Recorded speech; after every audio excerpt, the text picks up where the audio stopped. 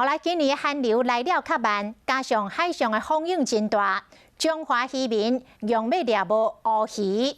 减乌鱼子这条年底奖金，农民是减将近200万的收入。现乌鱼的产季就要过去了，渔民是伫咧元旦迄暝，趁天气冷，冒着风涌来出海，总算掠到1000多尾乌鱼。虽然会当赚到差不多40万，但是掠到的数量嘛只有去年的1/3。咱遮有总算有乌鱼。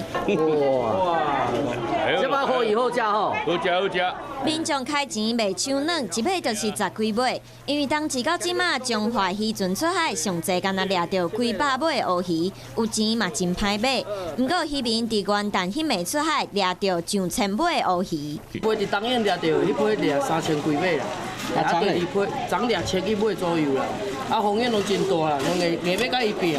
渔民讲，今年中华掠无乌鱼，除了风险真大，无人敢出海，嘛因为寒流伤我来，就算出海嘛无一定掠会到。去年有弟弟抓10000多尾啦，今年阮爸爸部分就干了500尾，伊即摆嘛才这个乌鱼季目前只有抓6000多尾而已。虽然这批乌鱼会使赚差不多40万，不过渔民讲，今年掠到的数量敢若去年的1/3。